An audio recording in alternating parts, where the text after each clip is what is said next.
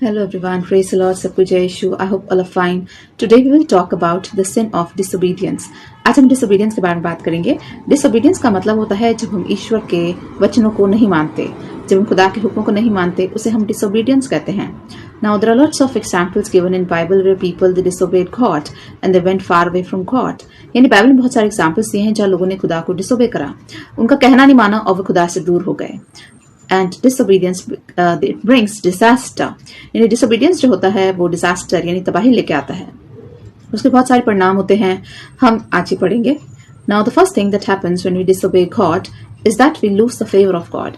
यानी जब हम खुदा के हुक्मों को नहीं मानते तो उनका हम फेवर जो हम पे रेस्ट करता है वो हम लूज कर जाते हैं, वो हमसे दूर हो जाता है. ऐसा मोसेस के साथ हुआ था एट द वाटर्स ऑफ मेरिबा.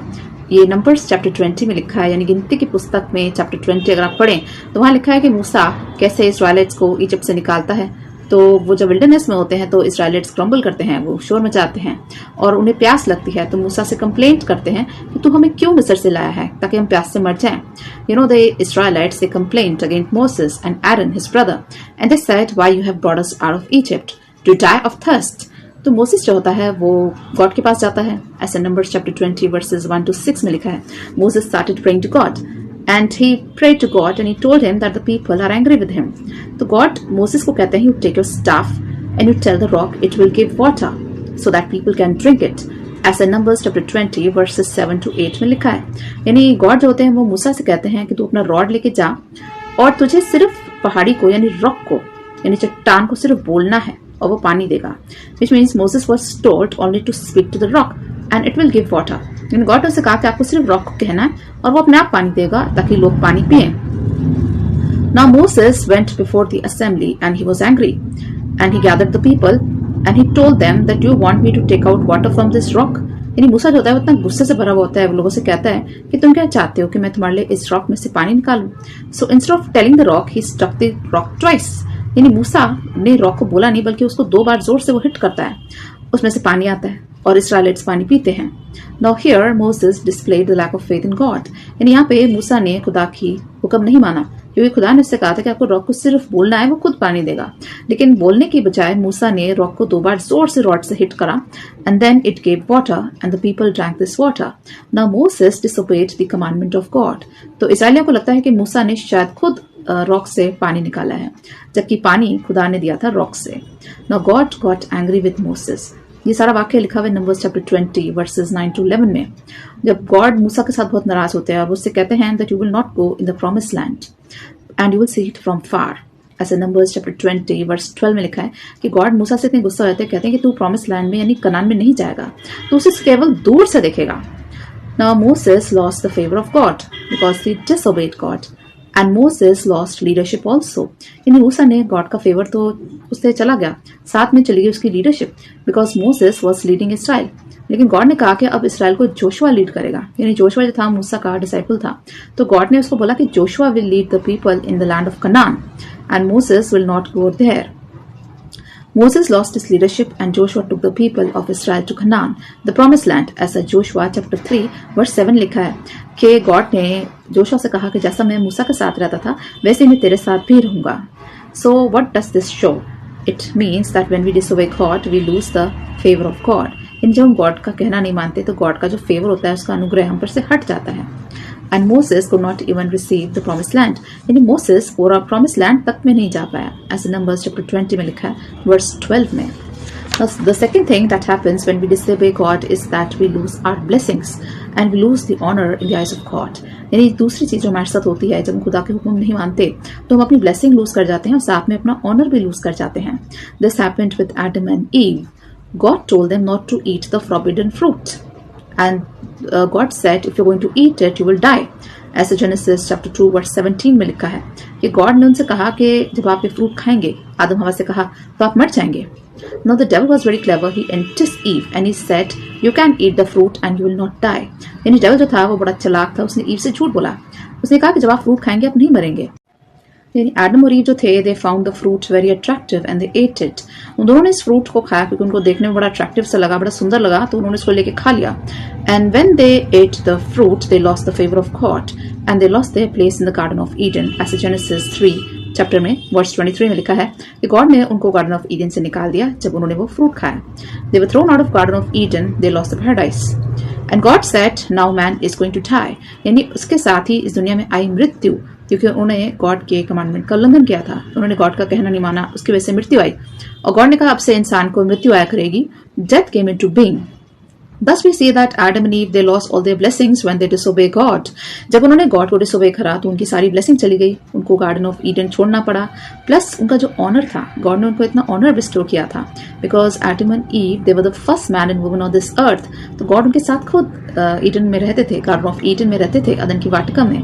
तो उनको इतना ऑनर मिला था कि वो स्वयं गॉड के साथ रहते थे and they lost this honour also when they disobeyed God, ऐसा जेनेसिस चैप्टर 3 वर्स 19 में लिखा है। And the third thing that happens with us when we disobey God is that we receive punishment. यानी जब हम खुदा की हुक्मों को नहीं मानते तो हमें पनिशमेंट भी मिलती है। ऐसा जोना के साथ हुआ था। He was a man of God and God told him to give warning to Nineveh so that it can repent. यानी जोना जो था उसको गॉड अपीयर होते हैं और उससे कहते हैं कि आपको निनवा शहर में जाना है जहाँ बहुत पाप बढ़ गया है, और वहां जाके लोगों को वार्निंग करनी है ताकि वो अपने मन फिराएं, ताकि उन पर तबाही ना आए। ऐसा जोना की बुक में लिखा है चैप्टर 1 वर्स 2 में। Now he was a man who wanted to go away from God, यानी जोना जो था वो खुदा से दूर भाग रहा था, तो वो निनेवा में जाके तार्शिश चला जाता है। This is written in Jonah chapter 1 verse 3। Now he boarded a ship which was going to Tarshish, वो शिप में बैठ जाता है जो तार्शिश जा रहा होता है। Now a very big tempest came, उस टाइम पर तूफान आता है, तो शिप के लोग जान जाते हैं कि ये सब जोना की तरफ से हुआ है, तो वो उसको उठा के समुद्र में फेंक देते हैं। He was thrown into the sea where a whale was waiting for him and the whale fish it swallowed him, यानी वहां पे एक व्हेल मछली बड़ी सी वेट कर रही होती है, तो वो उसको स्वॉलो कर लेती है, उसको निगल लेती है। ऐसा जोना की बुक चैप्टर 1 वर्सेस 15 to 17 में लिखा है। Because he was running away from God, so he was punished, and the whale it swallowed him. क्योंकि वो खुदा से दूर भाग रहा था इसलिए उसको पनिशमेंट मिली, उसको व्हेल ने निगल लिया। ऐसा जोना की बुक में लिखा है चैप्टर 1 वर्स 3 में। But later on he repented and his life was spared. That means if we disobey God, we can receive punishment. Jonah was in the belly of fish for 3 days and 3 nights. यानी जब whale मछली ने उसको निगला तो वो मछली के पेट में 3 दिन और 3 रात रहा, और वहीं से वो ईश्वर से दुआ मांगता रहा, प्रार्थना करता रहा, उसने ईश्वर से माफी मांगी। And then the fish vomited him out, और उसके बाद फिश ने उसको बाहर दोबारा से उगल दिया। ऐसे जोना की बुक में चैप्टर 2 वर्स 10 में लिखा है कि फिश उसे दोबारा से वॉमिट कर देती है, बाहर उगल देती है। And then Jonah went to Nineveh and he warned the people and they repented. इसके बाद जोना जाता है निनेवा शहर में, वहां जाके लोगों को वार्निंग देता है कि आप अपने पापों से मन फिराएं, और वो पूरा का पूरा शहर बचाया जाता है। ऐसा जोना की बुक में चैप्टर 3 वर्सेस 4 और 10 में भी लिखा है। The entire incident in given in the book of Jonah chapter 3, that how Jonah he went to Nineveh, he obeyed God later on. And the fourth thing that happens with us when we disobey God is that we can lose our anointing. जो चौथी चीज हमारे साथ होती है जब God को हम डिसोबे करते हैं कि हमारी anointing, हमारे जो अभिषेक है वो हमसे दूर जा सकता है। This happened with the king Saul also. King Saul जो था वो इजराइल का राजा था, ऐसा उसके साथ भी हुआ था। God told him to destroy the Amalekites. यानी गॉड ने सॉल से कहा था कि अमालेकाइट्स के शहर में जब आप जाएंगे तो हर एक चीज को डिस्ट्रॉय करना है, किसी भी चीज को जिंदा नहीं छोड़ना, not even men and not even animals, which means God told him to destroy all animal and all beasts. Now Saul became very greedy and did a mistake. यानी सॉल जब वहां पे जाता है तो अमालेकाइट्स पे अटैक करता है, लेकिन वहां के किंग को वो मारता नहीं बल्कि उसको अरेस्ट कर लेता है, उसको गिरफ्तार करके अपने साथ ले आता है। And he also looted the best of the life stock, the grain and the animals. और वहां जितने अच्छे अच्छे जानवर होते हैं, स्वस्थ जानवर होते हैं, और जो उनकी क्रॉप्स होती हैं अच्छी वाली, वो सब उनको उठा के ले आता है और अपने पास स्टोर कर लेता है। Now God got angry with him. This is written in 1 Samuel chapter 15 verses 7 to 9। यहाँ लिखा है कि गॉड उसके साथ नाराज हो जाते हैं और उससे कहते हैं कि मैंने कहा था आपको सब कुछ डिस्ट्रॉय करना है, कुछ भी उनके शहर से अपने साथ नहीं लाना, और जबकि वो कई चीजें अपने साथ वहां से ले आता है जो उसे पसंद आती हैं। And God said that I have turn the kingdom away from Saul, यानी गॉड कहते हैं कि मैंने सॉल से किंगडम छीन लिया है, और उसके बाद गॉड डेविड को वहां का राजा बनाते हैं। Now God took the kingdom of Saul and Saul lost even his anointing, यानी सॉल का किंगडम तो छीनता है और साथ में छिन जाता है उसका अभिषेक। यानी ये सारा वाक्य जो है सॉल का, ये 1 Samuel चैप्टर 15 वर्सेस 27 से 29 में लिखा है। And thus we see how essential it is to obey God, to obey His commandments. We can lose our anointing also. यानी जब हम खुदा के commandments को obey नहीं करते, उनका कहना नहीं मानते, उनके हुक्मों को नहीं मानते, तब हमारी anointing यानी हमारा अभिषेक हमसे छिन सकता है। The next thing that happens when we do not obey God is that we can receive death. ऐसा सैमसन के साथ भी हुआ था. यानी सैमसन जो था, he was a highly favored one. वो खुदा का बहुत प्यारा था and he had a secret. He was full of strength. वो बहुत strength से भरा हुआ था. He was strong as a lion, but his strength was in his hair. God told him not to disclose the secret. यानी सैमसन जो था वो बहुत बहादुर था, वो खुदा का बहुत नजदीक था और उसकी स्ट्रेंथ थी उसके बालों में थी और गॉड ने उसको कहा था ये सीक्रेट किसी को नहीं बताना. ऐसा जजेस में लिखा है चैप्टर 13 वर्स 5 में. Now Samson had a girlfriend called Delilah. यानी सैमसन की गर्लफ्रेंड होती है, वो उससे रोजाना पूछती है कि आपकी स्ट्रेंथ का राज क्या है, क्या आप इतने जानवरों को मारते हैं, इतने लोगों को, जायंट्स को मारते हैं, तो how what is the secret of your strength. लेकिन सैमसन जो होता है एक दिन उसको बता देता है. वो कहता है my strength is in my hair. वो कहता है अगर मेरे बाल काट दिए जाएं तो मेरी स्ट्रेंथ खत्म हो जाएगी. यानी सैमसन उसे कहता है कि if people cut my hair I will lose my strength. So this was the secret that he disclose to his girlfriend Delilah. ऐसे जजेस चैप्टर 16 वर्स 17 में लिखा है. Now Delilah cut his hair. यानी डिलाइला जो होती है वो धोखे से उसके बाल काट देती है और सैमसन के जो दुश्मन होते हैं पैलेस्टाइन के लोग, वो उसको फिर पकड़ लेते हैं. दे captured him and they put him in prison, as a Judges chapter 16 verse 19 में लिखा है. Now he lost all his power because the hair was cut, and they blinded him and they beat him, which means वो लोग उसको blind कर देते हैं, उसके आईज निकाल देते हैं और उसको मारना पीटना शुरू कर देते हैं. But he repented. सैमसन को फिर बहुत पछतावा होता है क्योंकि उसको ध्यान आता है कि उसने गॉड से प्रॉमिस करा था कि वो अपना सीक्रेट किसी को नहीं बताएगा. But because he disclosed his secret he received this punishment and he was captured by the Palestine people. And then he started praying to God. He asked for forgiveness. और फिर वो खुदा से माफी मांगने लग जाता है. तो धीरे धीरे उसके बाल फिर बढ़ने लग जाते हैं कुछ दिन बाद और उसकी स्ट्रेंथ वापस आ जाती है. और लास्ट में वो गॉड से प्रेयर करता है कि मेरे दुश्मनों को मारने में मेरी हेल्प कर. और साथ में वो खुद भी मर जाता है. Which means in the end he asked God to help him to kill his enemies, but he also lost his life in the end because of his disobedience. As Judges chapter 16 verse 21 से 31 में लिखा है, पूरा incident दिया है कि कैसे उसकी खुद की डेथ हो जाती है. ऑफ कोर्स उसके एनिमीज तो मरते हैं लेकिन साथ में उसको भी अपनी जान से हाथ धोने पड़ता है. So it is very essential for us to obey the commandments of God. जितना हम खुदा से अगर हम दूर जाते हैं, उनके हुक्मों को नहीं मानते, तो हम पे बहुत सारी संकट आ सकते हैं, बहुत सारी मुसीबत आ सकती है, इवन डेथ भी आ सकती है, मौत भी आ सकती है. So it is very essential to obey the Almighty Father, which means our God is a mighty God. He is a powerful God. He is the King of universe, and we as human beings, it is very essential for us to obey His commands. यानी जो भी commands God हमें देते हैं वो कितना जरूरी है उन्हें ओबे करना. अगर हम ओबे नहीं करते तो बहुत कुछ हो सकता है. हमारी अनॉइंटिंग जा सकती है, जैसे सॉल के साथ हुआ. We can lose anointing. We can lose God's favor on our life, like Moses. He lost God's favor. We can be punished, like Jonah. Jonah was in the belly of fish. यानी हमें punishment मिल सकती है, हमारा anointing अभिषेक दूर हो सकता है, हमें गॉड का जो फेवर होता है हम पर से हट सकता है. Then if you disobey God we can lose our blessings like Adam and Eve. जैसे आदम और हवा को गॉड ने ईडन से बाहर निकाल दिया था, वैसे हमारे साथ भी हो सकता है. हमारी ब्लेसिंग्स भी छीन सकती है. We can lose our honour in the eyes of God. If you disobey God we lose connectivity with God. यानी गॉड के साथ हमारी कनेक्टिविटी खत्म हो जाती है जब हम खुदा को डिसोबे करते हैं. There is no relationship with God, which means हमारा जो संबंध होता है खुदा से दूर हो जाता है, वो कट जाता है जब हम गॉड को डिसोबे करते हैं. एंड वी इंडल्ज इन सिन, यानी हम पाप में घिर जाते हैं जब हम खुदा को डिसोबे करते हैं. जब खुदा का कहना नहीं मानते, खुदा के हुक्मों को नहीं मानते, तो हम पाप में घिर जाते हैं. हम we are engulfed in sin. We can even lose our place in heaven. यानी कि हम जो इटर्नल लाइफ है, जो इटर्निटी है, हम उससे भी लूज कर सकते हैं अगर हम खुदा को हुक्म नहीं मानते, उसके हुक्मों को नहीं तामील करते. बाइबल हमें बताती है 1 सैमुअल चैप्टर 16 वर्स 14 में the Holy Spirit left Saul. यानी सॉल से होली स्पिरिट दूर हो गई थी क्योंकि वो खुदा को इतना उसने डिसोबे करा, उसने खुदा को इतना नाराज कर दिया था कि गॉड ने अपना आत्मा, पवित्र आत्मा से छीन लिया था. The Holy Spirit left Saul, ऐसा 1 सैमुअल चैप्टर 16 वर्स 14 में लिखा है. Think how dangerous it is to disobey God. यानी जब हम खुदा को डिसोबे करते हैं, उनको डिसऑनर करते हैं, ये कितनी डेंजरस चीज है. It is so dangerous. We can even receive death like Samson. यानी हमारा अंत मृत्यु में हो सकता है सैमसन की तरह, हमें बहुत कष्ट वाली मृत्यु मिल सकती है.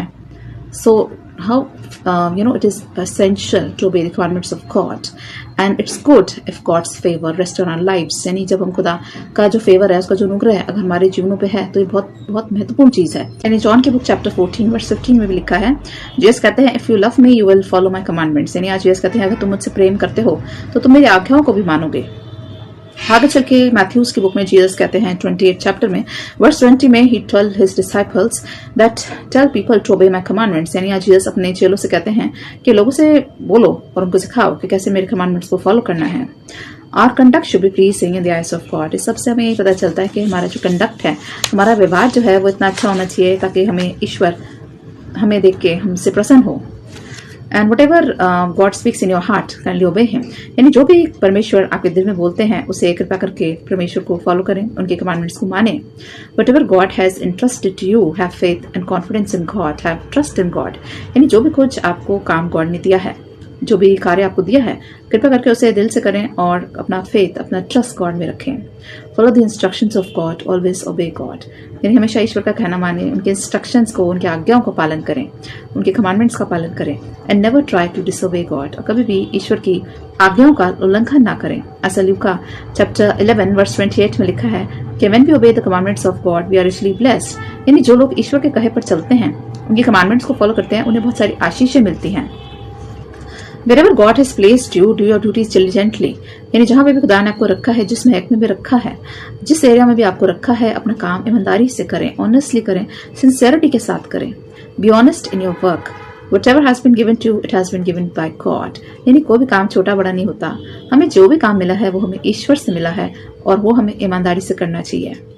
Do that work with sincerity, ऐसा Colossians chapter 3 verse 23 में भी लिखा है, whatever work God has entrusted you, do that work with sincerity, यानी जो भी हमें काम ईश्वर ने दिया है उसे हमें ईमानदारी से करना चाहिए। I would like to pray for all of you. Heavenly Father, we come before you with our prayers. Father God, we pray for all the viewers who are watching this video. Father God, bless everyone abundantly. Father God, pour out your blessings on each one of us. We pray to you, Father God, that you're going to help us to follow your commandments, to obey your instructions, to obey your word, to read the word, to practice the word, to follow the word, and to have full faith in the word, to follow your commandments and to never disobey you. Father God, whichever area you have placed us in our life, enable us to do our work with sincerity, with honesty. Father God, enable us to serve you. Enable us and use us to spread your kingdom. Father God, we pray for everyone who's seeking healing. Bless everyone with supernatural healing. Bless all those who are facing any kind of financial problems. Bless all those who are seeking jobs. Bless all those who are unemployed. Bless all those who are sick, who are lonely, who are sad, who are depressed. Help them to come out of all their troubles, obstacles that they are facing in their lives. Father God, we seek your blessings. And Father God, we seek your presence with us 24 hours. Be with us all the time. And Father God, never leave us, neither you are going to forsake us. Because you have promised in the Bible that you are with us until the end of age. Father God, we pray that you're going to bless each one of us with the gifts of Holy Spirit. We give all glory and honor to your name. We ask this prayer in Jesus' name. Amen.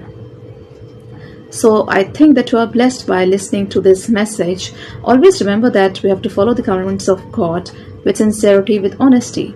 Always obey the word of God and practice the word of God and never disobey God. And he is going to pour out his blessings on you, and his favor, his anointing is going to rest on you. Stay blessed. Bye-bye.